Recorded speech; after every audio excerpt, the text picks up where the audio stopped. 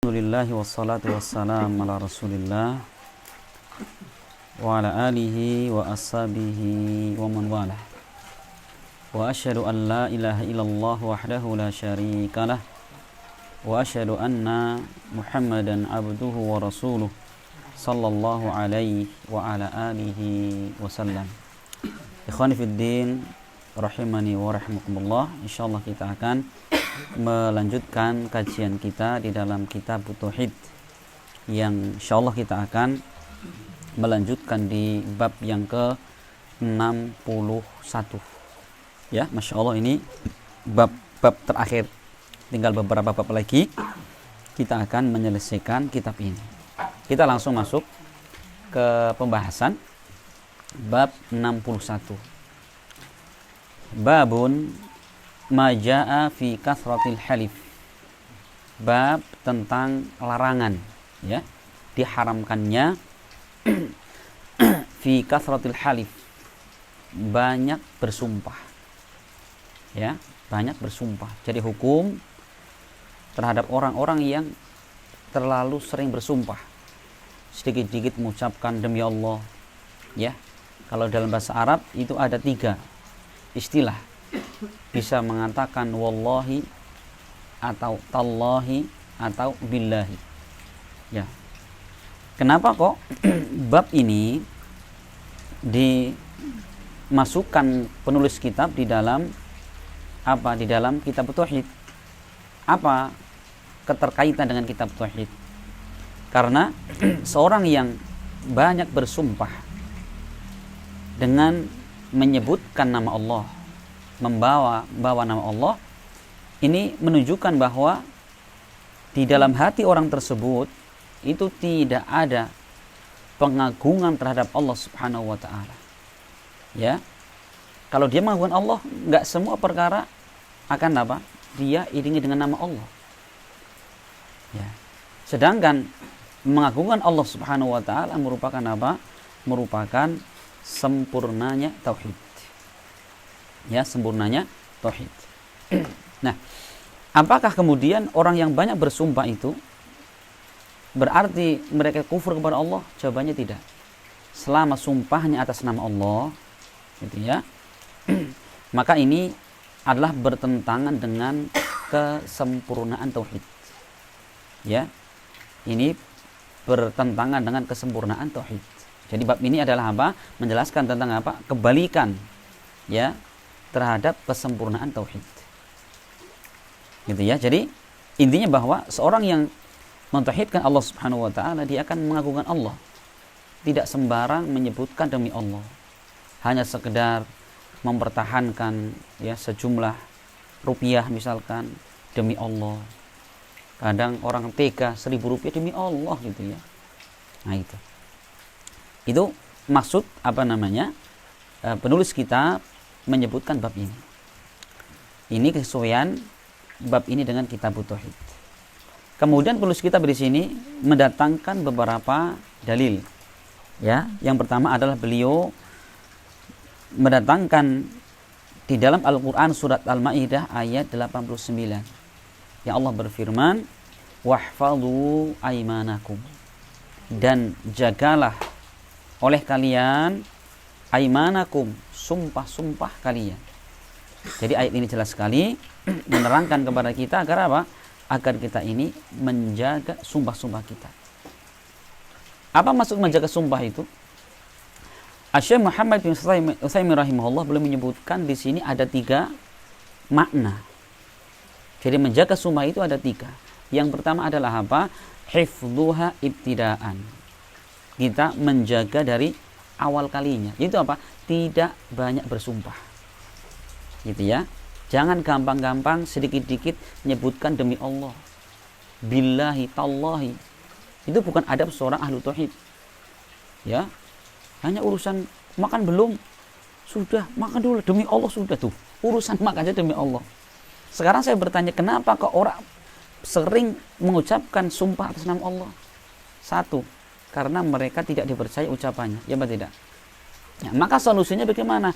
Jujurlah dalam berkata. Sudah, kalau kita terbiasa jujur, apa yang kita ucapkan orang percaya.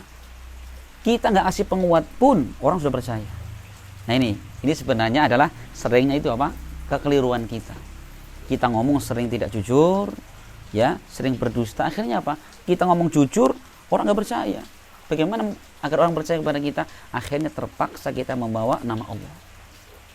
Nah gitu. Jadi yang pertama itu, ya, karena seorang yang dia memperbanyak bersumpah atas nama Allah, ini menunjukkan apa? Minimnya pengagungan dia kepada Allah. Ini yang pertama. Jadi kandungan makna wahfadhu aimanakum, jagalah sumpah-sumpah kalian. Yang pertama apa? Jangan banyak sumpah.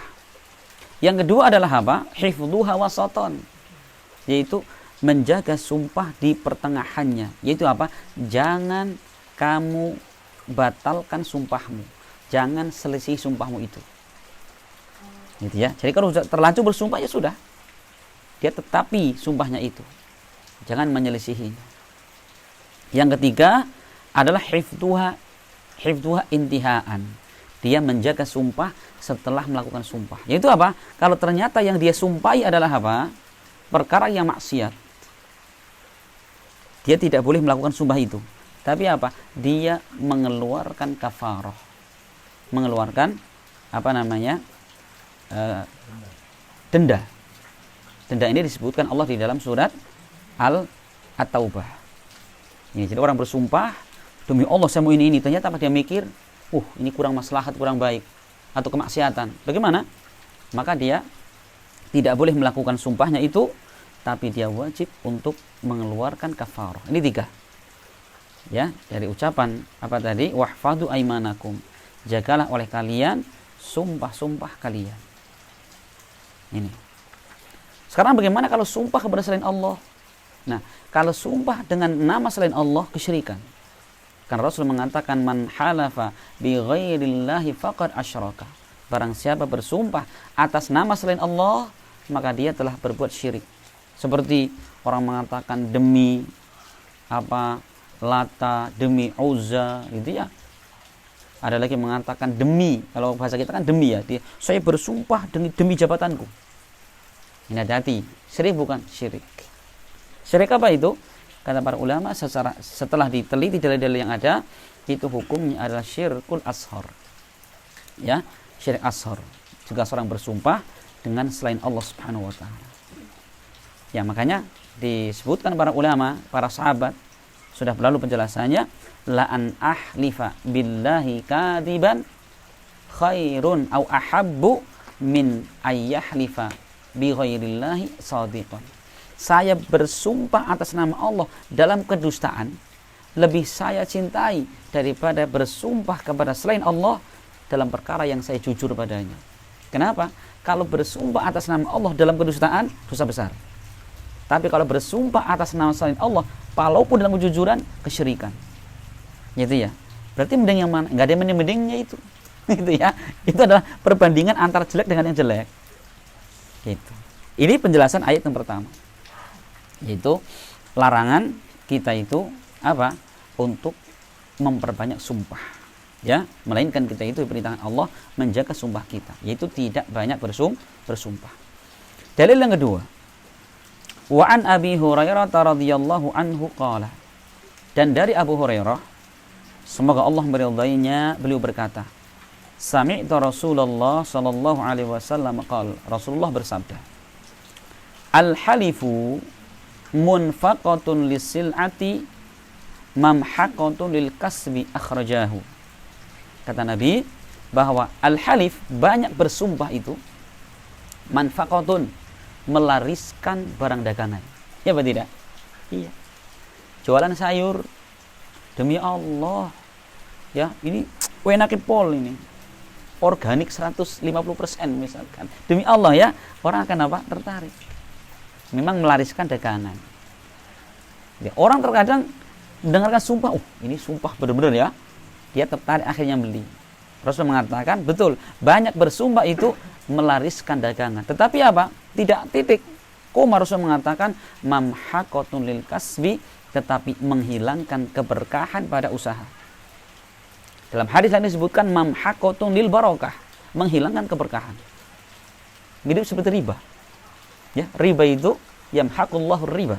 Allah akan menghilangkan harta riba. Bagaimana? Ada dua sisi. Mungkin jadi Allah hilangkan hartanya, atau yang kedua Allah hilangkan keberkahannya. Banyak bersumpah sama. Ketika menjual barang untuk melariskan barang dengan banyak bersumpah, di sini apa? Ini akan menghilangkan keberkahan pada usaha dia. Orang kalau sudah usaha tidak berkah bagaimana? Banyak harta tidak mendatangkan apa? Tidak mendatangkan manfaat. Nah, adapun ya, ada beberapa gambaran kata Syekh Taimin. Jadi orang ketika dia bersumpah ya dengan jual beli, dia melariskan, ini macam-macam ya. Bisa jadi dia ini bersumpah terhadap zatnya barang ini. Demi Allah ya, dia mengatakan barang ini betul, ini asli merek ini misalkan. Buatan pabrik ini misalkan. Padahal tidak. Nah itu perhatikan. Ini bisa. Orang tadinya ragu dengan barangnya ini bener KW atau asli ini kan gitu ya. Ini KW atau asli ini. Tapi ketika penjual mengatakan demi Allah ini barang asli, merek ini, pabrik ini, akhirnya apa? Pembeli percaya membeli. Nah itu. Atau yang kedua adalah apa? Nau'nya. Apa jenisnya? Ini barang terbuat dari apa? Besi asli ini, besi. Ya, besi yang paling bagus misalkan. Padahal tidak dari besi. Nah, itu sama. Atau yang ketiga sifatnya. Dia mengatakan, ini makanan enak loh. Bener enak itu. Ya. Padahal tidak. Kadang orang tadinya tidak ingin beli, ya karena dikatakan itu enak, jadinya beli. Ditambah lagi bersumpah. Atau yang keempat adalah apa? Dia bersumpah dari sisi apa? Harganya. Ini sering terjadi di pasar ya. Kadang-kadang orang jual misalkan, ya katakanlah yang remeh-remeh ya, berambang di pasar. Berapa Bu harganya berambang sekarang? 20.000. Ini sebeli 25 ya. Kata penjual, demi Allah, wong saya belinya saja berapa? Sudah 22. 18, cuma ngambil untung 2.000 gitu. Nah itu ya. Akhirnya apa? Akhirnya dia beli, udah nggak apa-apa lah. Saya kasih untung 22.000 biar untungnya 2.000. Masya Allah, itu termasuk ya. Itu termasuk apa? Melariskan dagangan. Tapi na'udzubillah, ternyata hal seperti itu akan menghilangkan keberkahan dalam usaha. Ya, maka saya ingatkan, kita usaha itu yang menjadi tujuan itu jangan hasilnya. Ya, jangan besar-besar hasilnya. Tapi bagaimana kita itu mendapatkan hasil yang berkah. Ini yang paling penting, ya, karena terkadang orang yang dari sisi hasil harta tidak banyak, tapi banyak manfaat yang didapat, ya, banyak pahala yang didapat. Nah, ini yang seharusnya dicari setiap muslim. Kemudian hadis yang nomor 2, wa an Salman, dan dari Salman Al-Farisi, anna Rasulullah sallallahu alaihi wasallam qala, bahwasanya Rasulullah bersabda, salasatun la yukallimuhumullahu wa la yuzakkihim malahum adzabun alim. Kata Rasul, ada 3 macam orang yang Allah tidak ngajak bicara mereka, Allah tidak mensucikan mereka, dan baginya azab yang pedih. Ini ada berapa? Kata Rasul 3.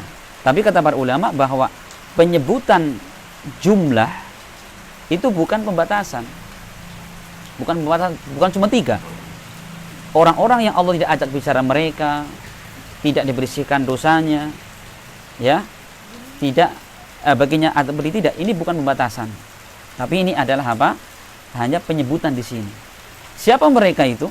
Perhatikan, ini dosa yang ngeri ya. Allah nggak ngajak bicara mereka. Siapa mereka itu? Rasul mengatakan usyaimitun zanin. Usyaimit itu adalah apa? Orang-orang yang sudah tua. Yang kata Syekh Taimin, huwallazi ikhtalata sawadu sya'rihi bi bayadhihi li kibari sinihi. Itu orang yang rambutnya sudah bercampur ya, warna hitam dengan warna putih. Kenapa? Karena tuanya umur.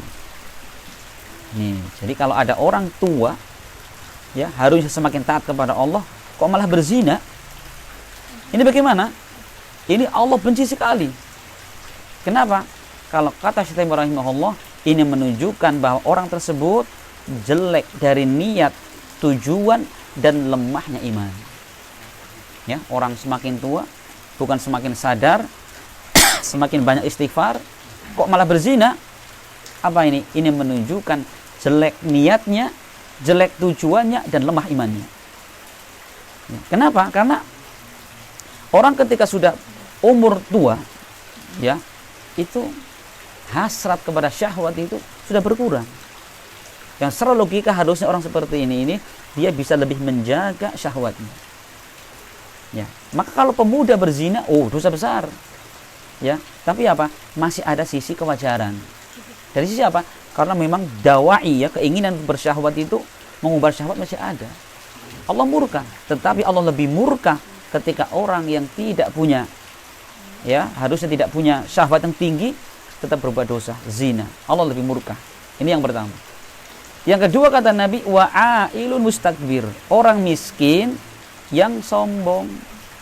Ini juga sama, ya. Kalau orang kaya sombong, ada kewajaran, walaupun nggak boleh.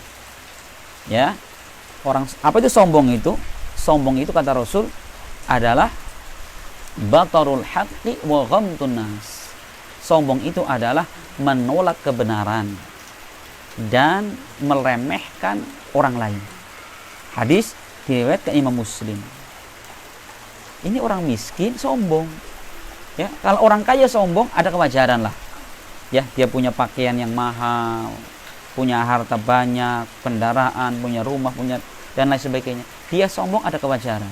Tapi sekarang orang miskin sombong. Ya kan? Itu betul-betul di depan mata manusia saja sudah enggak karuan, apalagi di hadapan Allah Subhanahu wa taala. Allah tambah murka kepada orang seperti ini. Ini yang kedua.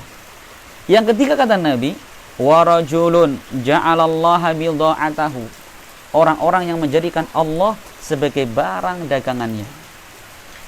Menjadikan Allah sebagai barang dagangannya. Apa maksudnya? Rasul menafsirkan, la yashtari illa biyamini wa la yabihu illa biyamini. Tidaklah dia membeli barang kecuali dengan modal sumpah atas nama Allah. Dia tidak menjual barang melainkan dengan sumpah nama Allah. Tuh, sedikit-sedikit sumpah. Ya. Dia beli barang biar kemudian barangnya itu dapat harga murah. Demi Allah, saya nggak punya duit selain ini, misalkan itu, ya. Bawa Allah lagi. Akhirnya apa? Yang jual kasihan, ini boleh akhirnya. Jual barang pun gitu, demi Allah. Gitu, ya. Saya itu belanjanya sekian. Orang kasihan dibeli barang itu. Nah, ini tiga jenis orang kata Rasul yang Allah sangat murka kepada mereka. Ya. Allah tidak ngajak mereka bicara pada hari kiamat. Maksudnya apa? Tidak diajak bicara dengan pembicaraan rahmat. Ya, semua orang Allah ajak bicara. Cuman apa? Ketiga orang ini Allah tidak ajak bicara mereka dengan pembicaraan yang penuh dengan kasih sayang. Yang pertama adalah orang yang sudah tua, dia berzina. Ya, yang kedua adalah orang miskin yang sombong, dan yang ketiga adalah orang yang menjadikan Allah itu sebagai apa? Barang dagangannya. Maksudnya dia membeli ya dengan sumpah, menjual dengan sumpah. Nah, ini syahidnya. Ya, ini syahidnya bahwa orang-orang yang banyak bersumpah itu adalah tidak terpuji. Justru mereka adalah orang yang sangat tercela. Ya. Jadi gitu, ya, bahwa kita itu sebenarnya gampang. Saya gambarkan tadi bahwa untuk tidak bersumpah itu gampang sebenarnya. Bagaimana tinggal kita itu selalu jujur. Ya, selalu jujur. Sehingga apa yang kita ucapkan itu dipercaya oleh orang lain. Hadis ketiga sekarang. Wa fi sahih, dan dalam kitab sahih yaitu Sahih Bukhari dan Muslim, Rasulullah dari Imran bin Husain radhiyallahu anhu. Dari sahabat Imran bin Husain, semoga Allah meridainya, beliau berkata, qala Rasulullah sallallahu alaihi wasallam, Rasulullah bersabda, khairu ummati qarni. Sebaik-baik umatku adalah generasiku. Siapa di sini? Sahabat. Tsummal ladzina yalunahum, kemudian yang setelahnya siapa? Tabi'in. Tsummal ladzina yalunahum, kemudian setelahnya siapa? Tabi'ut tabi'in.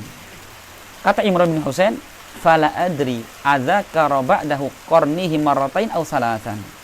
Saya tidak tahu apakah Rasul menyebutkan setelah generasi beliau 2 atau 3. Kalau 2 berarti tabi'in dan tabi'in. Kalau ternyata setelah itu 3, berarti apa? Beliau tabi'in, tabi'in dan setelahnya. Itu ya. Jadi apa faedahnya di sini? Bahwa ini adalah generasi terbaik. Dari umat Islam yang ada ini, yang terbaik adalah para sahabat. Kenapa? Karena kata Imam Malik rahimahullah, beliau mengatakan idza kana al-ahdu bir-rasuli aqrab kana as-sawabu aghlab. Setiap generasi yang lebih dekat dengan zaman Nabi, maka kebenaran itu yang lebih mendominasi, yang lebih banyak. Maka sebaliknya, zaman semakin jauh dari zaman kenabian, maka yang mendominasi apa? Kebatilan. Dan kita rasakan. Ya, makanya kalau kita kok mau mencari sunnah, ya, mencari petunjuk hidup, lihatlah orang zaman dahulu. Ya, karena Rasul mengatakan, "Wa man istanna falyastanni biman qad mat." Barang siapa yang mencari jalan hidup, maka carilah jalannya orang-orang yang telah mati. Para salaf soleh. Fa innal hayya la yu'manu minal fitan. Karena orang yang masih hidup, dia tidak akan aman dari berbagai macam fitnah. Sekarang istiqomah, sekarang di atas sunnah, boleh jadi sekian tahun kemudian meninggalkan sunnah. Orang masih hidup. Tapi kalau orang sudah mati, ya sudah. Abu Bakar Siddiq sudah di surga, nggak akan berubah. Nggak akan berubah menjadi orang yang murtad, nggak ada. Utsman, Umar dan Ali. Nah, gitu.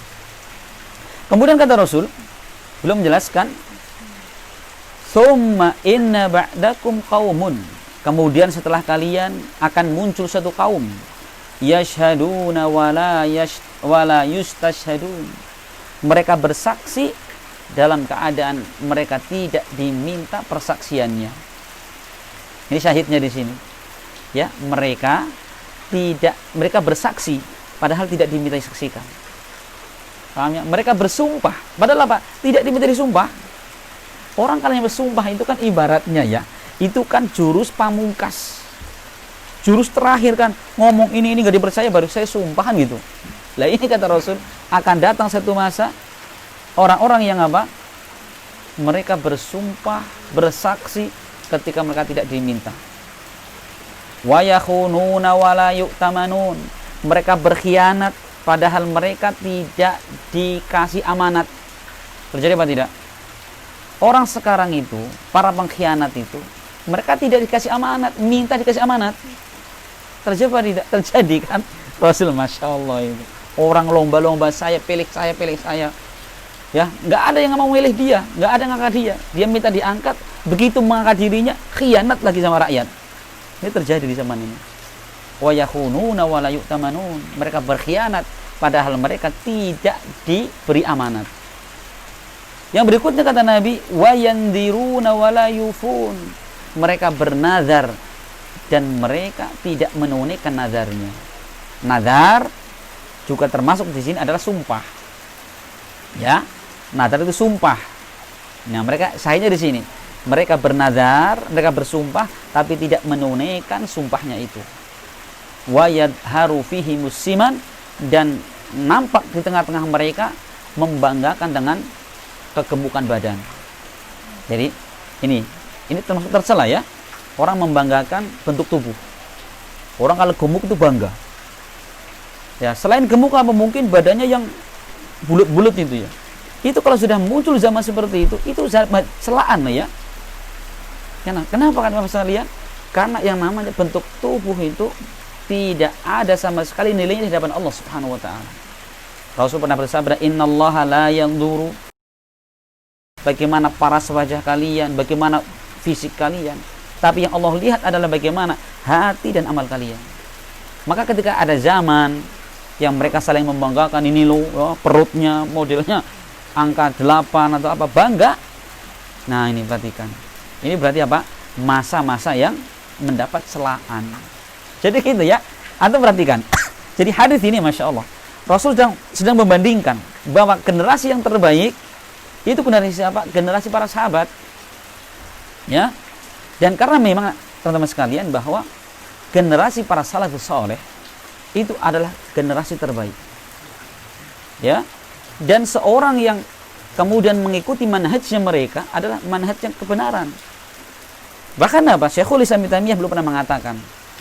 Kata beliau, la aiba ala man adhara madhhab as-salafi wa intasaba ilaihi wa tazza ilaihi bal yajibu qabulu dzalika ittifaqan fa inna madhhab as-salafi la yakunu illa haqqan. Ini kata siapa? Kata Syekhul Islam. La aiba, tidak ada aib, tidak ada celaan bagi orang yang apa? Dia menisbahkan, menyandarkan diri dengan mazhab salaf. Enggak ada aib sama sekali. Ya. Wa tazza ilaihi, dia merasa bangga dengannya. Bal yajibu qabulu dzalika ittifaqan, bahkan wajib kita menerima mazhabnya para salaf dengan kesepakatan para ulama. Ini Syekhul Islam menukilkan ijma, sepakat para ulama. Ibnu Qayyim juga menukilkan ijma, Ibnu Qudamah juga menukilkan ijma. Wajibnya kita ini menisbahkan, mengikuti jalannya para salaf. Ya. Ittifaqan. Kenapa? Alasannya fa inna madhhabas salafi la yakunu illa haqqan. Karena tidaklah madhab salaf itu melainkan kebenaran adanya.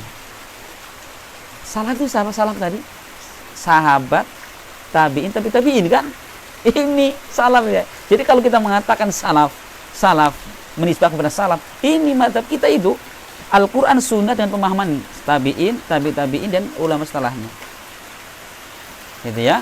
Masya Allah, sahabat, tabi'in. Ini 3 generasi yang dikatakan generasi terbaiknya.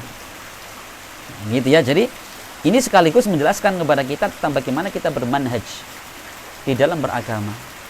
Ya, di dalam beragama. Ya, yaitu kita memahami Al-Quran, hadis dengan pemahaman para salafus saleh. Ustaz, bagaimana kalau kemudian setiap orang pokoknya dia ngambil langsung Al-Quran, hadis, Al-Quran dan Sunnah? Itu tidak ada jaminan kebenaran. Tidak ada jaminan kebenaran. Kenapa? Perhatikan. Kita buka dalam Al-Quran. Allah pernah berfirman, "Wa may yushaqiqir rasula min ba'di ma tabayyana lahul huda wa yattabi ghayra sabilil mu'minin nuwallihi ma tawalla wa nuslihi jahannam wa sa'at masir." Perhatikan ya, Allah berfirman, barang siapa yang menentang Allah dan Rasulnya. Siapa yang menentang Allah dan Rasulnya setelah datang kepada mereka kebenaran, kemudian apa? Mereka mengikuti jalan selain jalan kaum muslimin. Perhatikan, ini yang kita garis bawahi di sini. Dan mereka mengikuti selain jalan kaum muslimin, maka kami akan biarkan mereka tersesat dan kami akan masukkan mereka dalam neraka jahanam. Perhatikan di sini. Sekarang kata para ulama, siapa yang Allah maksudkan dengan kaum muslimin di sini? Dan mereka mengikuti selain jalan kaum muslimin. Kaum muslimin yang ada pada zaman Al-Quran turun ini, siapa ini? Para sahabat. Ya, maka siapa yang tidak meninggalkan jalannya para sahabat, tidak mengikuti jalan para sahabat, bagaimana? Fanuslihi jahannam. Kami akan masukkan dalam neraka jahanam. Sebelumnya Allah mengatakan, kami biarkan mereka tersesat. Allah biarkan mereka tersesat dan kami masukkan mereka dalam neraka jahanam. Ini akibat seorang yang tidak mengikuti jalannya para salaf. Ya, Ustaz, bagaimana? Para salaf, para sahabat, mereka laki-laki, kita laki-laki. Apa jawabannya? Betul.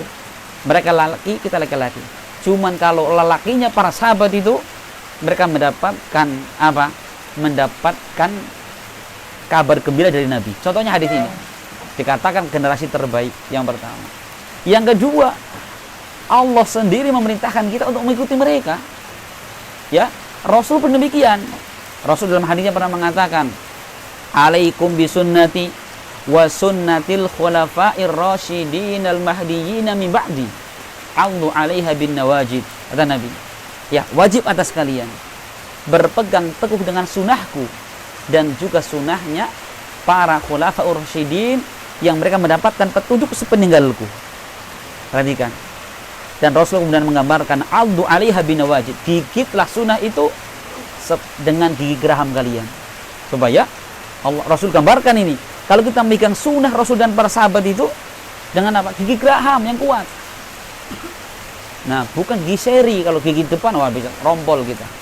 Satu. Yang kedua, Bapak sekalian, kita cermati. Ini kalau sebenarnya kalau ada lafaz hadisnya bagus sekali. Rasul mengatakan, "Addu 'alaiha."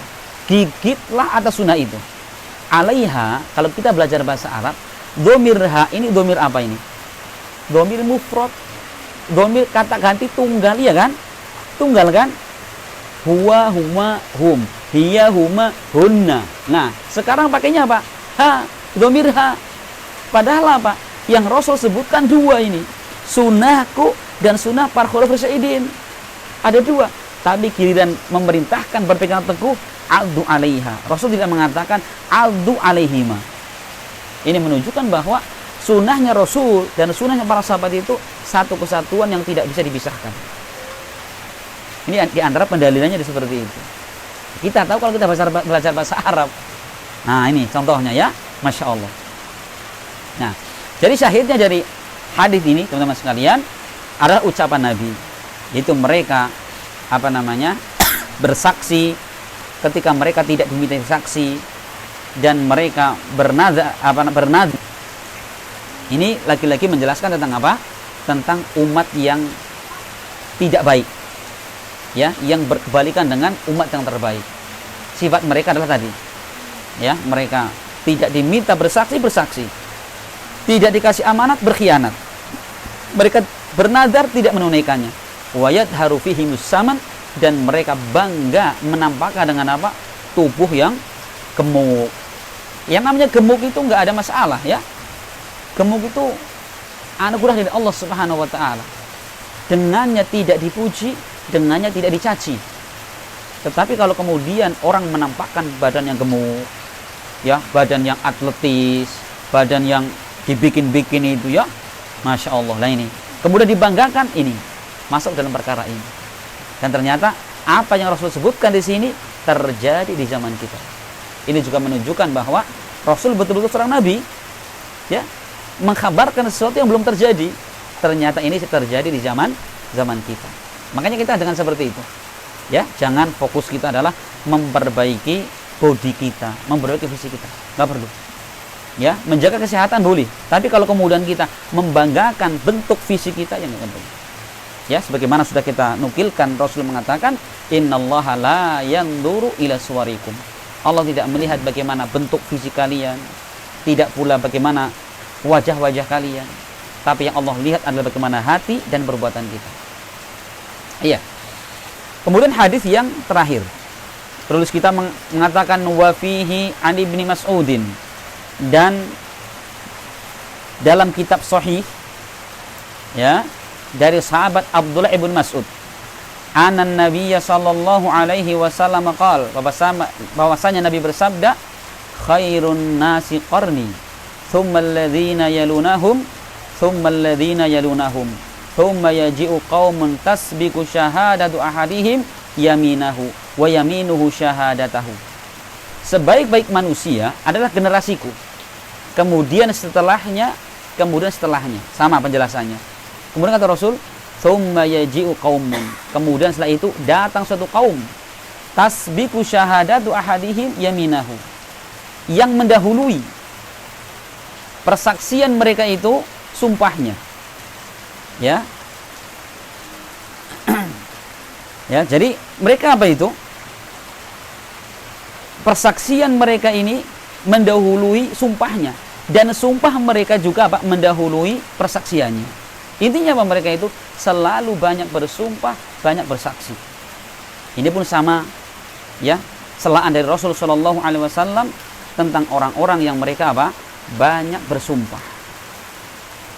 Kemudian qala Ibrahim An-Nakhai, berkata Ibrahim An-Nakhai, beliau adalah seorang ulama dari kalangan tabi'in, muridnya para sahabat.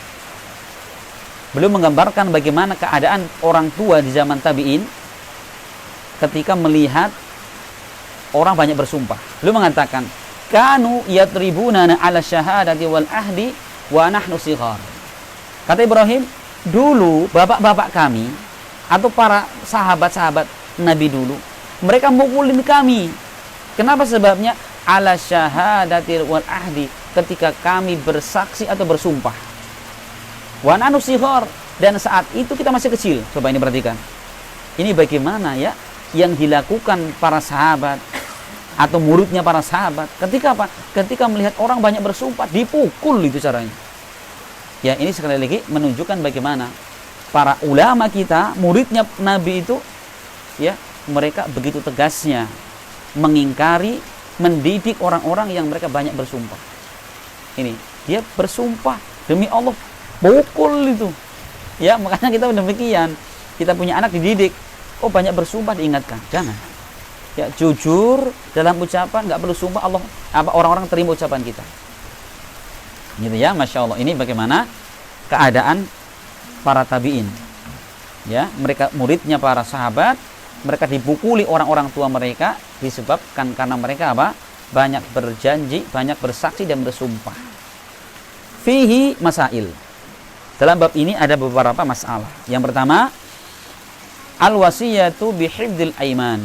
Wasiat Allah agar kita menjaga sumpah. Tadi ada berapa menjaga sumpah? Ada 3 ya. Sebelum bersumpah, yaitu jangan banyak bersumpah. Yang kedua, di tengah sumpah, jangan batalkan sumpah. Yang ketiga, kalau terlanjur bersumpah dalam perbuatan dosa, bagaimana? Segera membayar kafarah. Yang kedua, al-ikhbar bi annal halifa manfaqatun lisil'ati mamhaqatun lil barakah. Adalah pemberitaan bahwa banyak bersumpah ini melariskan dagangan, tapi menghilangkan berkah. Ya, jadi kalau orang pengen berkahnya hilang dalam jual beli, banyak sumpah. Maka sebaliknya, kalau kita pengen berkah, jangan banyak bersumpah. Yang ketiga, al-wa'idu syadidu fi man la yabi'u illa biyaminih wa la yashtari illa biyaminih. Ancaman yang sangat keras bagi orang yang tidak menjual barang kecuali dengan sumpah, tidak beli pun kecuali dengan sumpah. Ya, kalau istilah Rasul, ya, orang yang menjadikan Allah sebagai apa? Barang dagangannya. Ya, masya Allah. Sekali lagi ini menunjukkan apa? Rusaknya niatnya, rusak dalam tujuannya dan lemah imannya. Yang keempat, at-tanbihu ala anna dzanba ya'dhumu ma'aqillati da'i. Ini merupakan penegasan bahwa suatu dosa itu akan menjadi besar dosanya dengan apa? Dengan sedikitnya faktor yang mendorong. Faktor yang mendorong. Ya, orang tua sudah berumur, harusnya apa? Dia jadi syahwat kepada perempuan berkurang. Kan gitu ya. Ibaratnya tinggal mancing saja syahwatnya berhilang, sudah kan gitu. Lagi pengen syahwat beli bakso, hilang syahwatnya kan gitu. Beda sama anak muda, mau beli bakso, mau mancing, mau nyebur kemana pun tetap di sini kan. Ini orang tua, ya harusnya apa? Dia bakso atau mungkin ikut pengajian, ya, main bola keringetan, syahwat hilang ini. Kok kemudian masih berbuat dosa, zina, ini menjadi besar dosanya. Dan ini menjadi kaidah. Pokoknya kalau suatu perbuatan dosa yang faktor pendorongnya lemah kok tetap dilakukan, sudah. Ya, itu menjadi besar dosanya. Seperti tadi, orang miskin kan nggak ada yang disombongkan. Kok dia tetap sombong kalau cerita setinggi langit misalkan. Allah lebih murka kepada orang tersebut daripada orang kaya yang sombong. Orang kaya sombong Allah murka, tapi orang miskin dia sombong lebih Allah murkai. Yang kelima, dzammul ladzina yahlifuna wa la yustahlafun. Ya, celaan bagi orang-orang yang bersumpah padahal mereka tidak diminta bersumpah. Memang ada diperlukan sumpah, ada. Jadi, sumpah itu tidak dilarang. Ya, terkadang diperlukan. Seperti tadi ya saya gambarkan dalam kisahnya Ibnu Umar radhiyallahu anhu ketika beliau jual barang. Ternyata si pihak pembeli merasa bahwa barang itu ada aibnya. Sedangkan Ibnu Umar mengatakan tidak ada aib. Saya yakin bahwa barang yang saya jual itu adalah sempurna. Tapi kata Utsman sebagai khalifah, sebagai hakim, ya Ibnu Umar, jika engkau bersumpah atas nama Allah, bagaimana? Maka transaksi jual beli lanjut. Tapi kalau tidak bersumpah maka dianggap fasakh. Transaksi batal. Apa yang dilakukan Umar? Ibnu Umar tidak mau.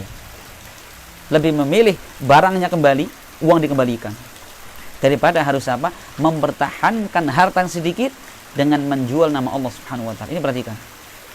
Ini bagaimana pengagungan Ibnu Umar terhadap nama Allah Subhanahu wa taala. Gitu ya. Nah, jadi Terkadang gitu Bapak sekalian, ketika terjadi sengketa memang dibolehkan bersumpah. Sampai Rasul mengatakan dalam hadisnya bahwa al-yaminu 'alal mudda'i al-bayyinatu 'alal mudda'i wal yaminu 'ala man ankar. Rasul mengatakan wajib menjelaskan ya bagi orang yang mengaku-ngaku. Misalkan ada barang ini barang punya saya ini, maka kewajiban dia itu menjelaskan bahwa saya beli di sini harga sekian, bentuknya kayak gini, wajib dia. Tapi yang kedua, wal yamin 'ala ma ankara, dan bagi yang mengingkari wajib bersumpah kata Rasul. Nih, jadi terkadang sumpah itu adalah apa? Wajib. Ketika diperlukan di pengadilan, saya bersumpah bahwa barang ini punya saya misalkan gitu ya. Atau demi Allah barang ini bukan punya dia. Gitu dan sebagainya. Ini dalam bab peradilan. Jadi sekali lagi bahwa sumpah itu tidak tercela. Yang tercela itu adalah orang yang banyak bersumpah. Karena banyak bersumpah itu menunjukkan tidak ada pengagungan terhadap Allah Subhanahu wa taala. Nah, yang keenam, sana'uhu sallallahu alaihi wasallam 'alal quruni tsalatsah awil arba'ati wa dzikru ma yahdutsu ba'dahum. Ya, pujian dari Nabi terhadap apa? 3 generasi yang pertama atau 4 generasi yang pertama. Ya. Dan penyebutan apa yang terjadi setelah mereka. Ya, ini saya sudah jelaskan tadi menunjukkan bahwa tanda kenabian Rasul sallallahu alaihi wasallam. Beliau bisa menjelaskan sesuatu yang belum terjadi. Karena apa? Tidaklah orang yang bisa menjelaskan sesuatu yang terjadi melainkan ada beberapa kemungkinan. Yang pertama, dia ada seorang nabi. Yang kedua, dukun. Gitu ya. Dukun bisa. Kalau betul-betul dukun. Ya, tapi apa kata Rasul? Bahwa dukun yang betul-betul dukun itu memang dia dapat berita dari syaitan. Satu berita itu, yang betul itu fayukhallituhu bimi'ati kadhibah. Dicampur dengan 100 kedustaan. Gitu ya. Ayo, makanya kalau orang kok sering lantur, cerita masalah gaib, nah ini kalau nggak nabi, nggak mungkin. Berarti dia dukun. Oh, udah itu ya. Makanya kalau ada penceramah kok sering ngayal-ngayal gitu, wah ini cuma 2 ini. Kalau nggak nabi dukun, kalau nabi kufur berarti. Ya, berarti yang kedua dukun, cocok. Karena apa? Tidak ada yang tahu perkara itu kecuali orang-orang yang Allah berikan tahu kepada mereka. Ini pujian Rasulullah terhadap 3 generasi awal. Apakah sekedar pujian? Bukan. Jadi di situ memang khobar, berita, tapi maknanya adalah amr, perintah. Itu ya. Jadi Rasul memuji memang memuji siapa? Para sahabat, tabi'in. Tapi sekali lagi, pujian ini bukan sekedar pujian saja, tapi pujian berita yang mananya adalah perintah agar apa? Kita mengikuti beliau. Kita mengikuti mereka. Seperti apa? Gini, Allah berfirman tentang Rasul.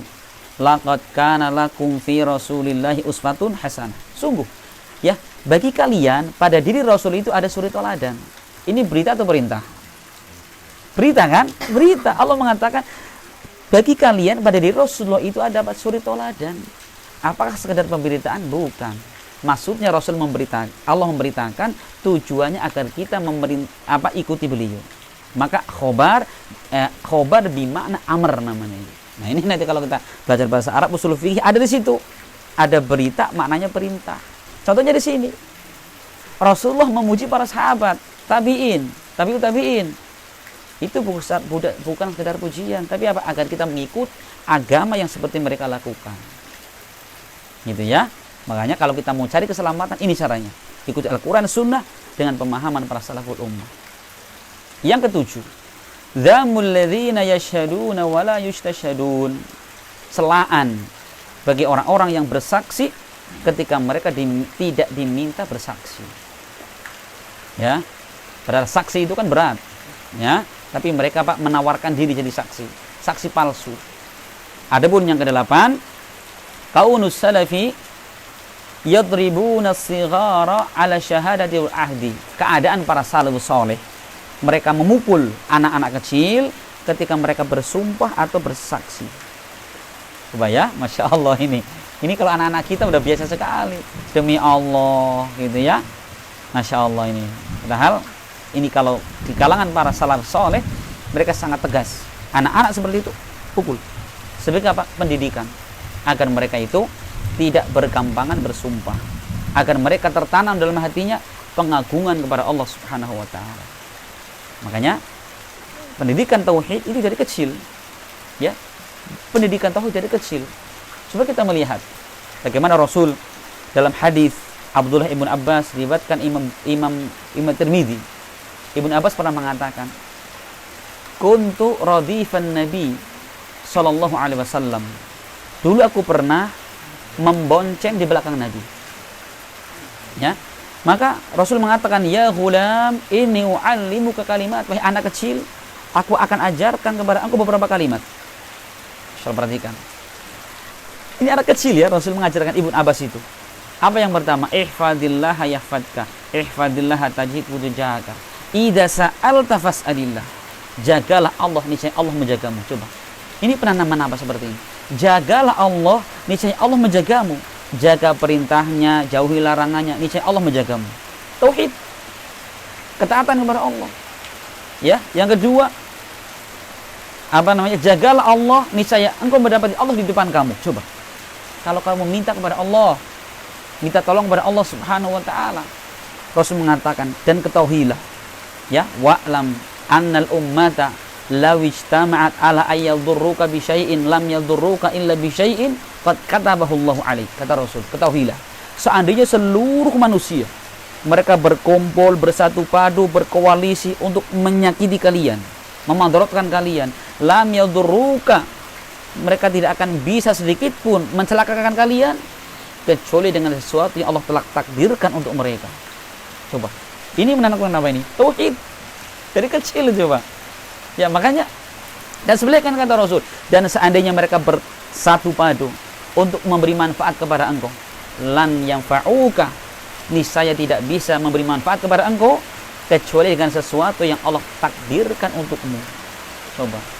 Ini dari kecil sudah diajarkan oleh Rasul apa? Tawakal kepada Allah Subhanahu wa taala, mentauhidkan Allah, maka menjadi orang pemberani. Enggak takut kepada setan, enggak takut kepada musuh, enggak takut mati, ya, enggak takut sakiti orang. Ini semua adalah buah daripada mentauhidkan Allah Subhanahu wa taala. Makanya kita pun berusaha, ya, punya anak sekecil mungkin kita didik keberanian, ya, minta tolong kepada Allah Subhanahu wa taala. Coba sekarang kalau anak kita sakit, nah sakit, ke dokter yuk, gitu kan? Mesti kita solusi pertama ke dokter. Harusnya jangan Bapak sekalian. Apa harusnya? Pertama kali anak sakit kita tanamkan, nah minta kepada Allah yuk, minta kepada Allah yuk. Kita berdoa kepada Allah, diruqyah, diberikan yang sakit. Itu menanam tauhid. Kemudian nomor 2 ke dokter baru. Tapi harusnya kita tanamkan nomor 1 kembali kepada Allah Subhanahu wa taala. Nah, ini jarang, ya, jarang di antara kita itu. Kita nanamkan, nah sakit ke dokter, ini minum obat sembuh lain. Padahal apa? Seharusnya seorang muslim itu pertama kembali kepada Allah Subhanahu wa taala. Nah, ini juga perlu kita biasakan. Ya, kadang, ya, kita nakut-nakuti anak, awas nak, nah, kalau berani sama orang tua tuh kamar mandi nanti ada apa-apa. Itu melemahkan tauhid. Harusnya apa kita itu? Kita jangan berani sama orang tua, ada Allah Subhanahu wa taala. Ini ya keliru juga kita ini. Mendidik anak dalam bab tauhid. Harusnya apa? Segala yang terjadi itu kembalikan kepada Allah Subhanahu wa taala.